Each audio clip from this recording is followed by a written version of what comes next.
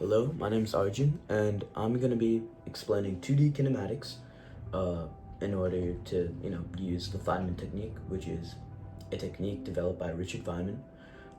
Essentially, you learn a topic, write it down, then you teach the topic, which is what I'm trying to do right now, and then you fill in the gaps by, figuring out what faults you have, what's wrong, what you don't know, and what you haven't touched on.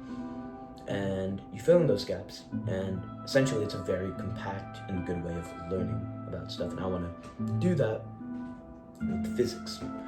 So I'll be explaining 2D kinematics, as I said. So the first topic that I'd like to touch on is, what is the shortest way to get from point A to point B? Well, the shortest way to get there is obviously a straight line. Straight line is a vector. What can be a vector? Anything, right? A lot of force is a vector, velocity is a vector, many other things are vectors. So let's say we have a vector. That's my pencil, for example, right? So it's essentially a line. So Pythagorean theorem you can figure out how long the pencil is. Now, the pencil has an x component and a y component. Now, if we say that the pencil's magnitude, or like how much it is, how long it is equivalent to a, right? That means that the x value of the pencil, essentially here, is going to be equivalent to a cosine theta, theta being the angle right there, all right?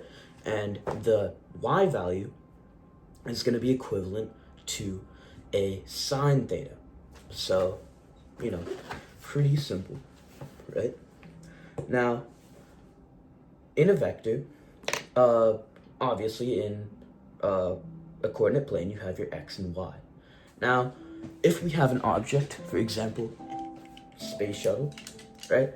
And I am gonna drop my space shuttle, right? I have the force of gravity on it. So it is descending downward in the y direction. Now, if I were to add a force in the x direction that perfectly follows the x, is not angled in any way, same thing with the y, the y decrease by gravity. So this does not have any effect on the movement in the x direction. That is independence of motion, right? So you can use this in a lot of things. Projectile motion is the main one. Now, if I were to throw a ball and we, take out drag force, air resistance, all of that, and we're in just a system, right? And I were to throw a ball, that ball, the only force that would be acting on it is going to be gravity, right? So gravity is going to be working on, I don't have a ball, but I have this. So gravity is going to be working downward on whatever ball object you're throwing, while it has an x velocity going in the x direction. So essentially the only point in which, the velocity or force in the x direction is disturbed is when the ball eventually touches the ground due to gravity. But in that free flight motion, there's no force acting on the x, because the only force acting on the ball is gravity, which goes in the y direction. Now we get to vector addition and subtraction. Now, when it comes to vectors, already explained, we have x and y components. Now, what if you have multiple vectors? So we have this. So we have my pencil and my rocket ship, right?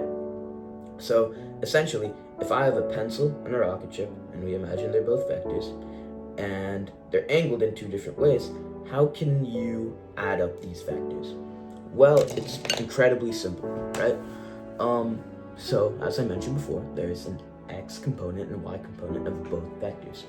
Essentially, you add both of them up and then plug them into Pythagorean theorem.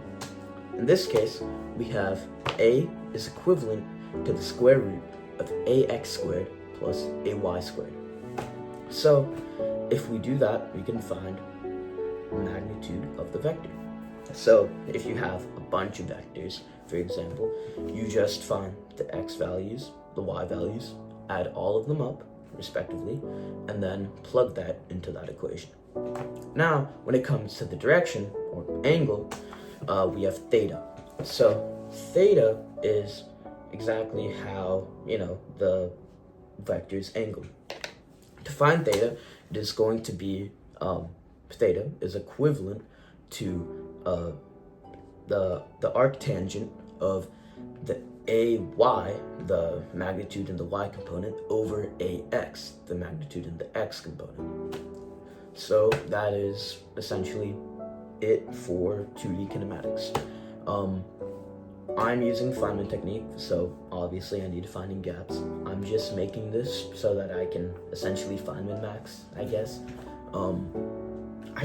If there's anything that you or anyone watching this can give me any tips, any knowledge on, or any gaps that I've had in this, any concept errors, please let me know. Probably post this on YouTube and some channel or something. Essentially, just give me anything, because I want to learn, and I want to learn really well. That's it.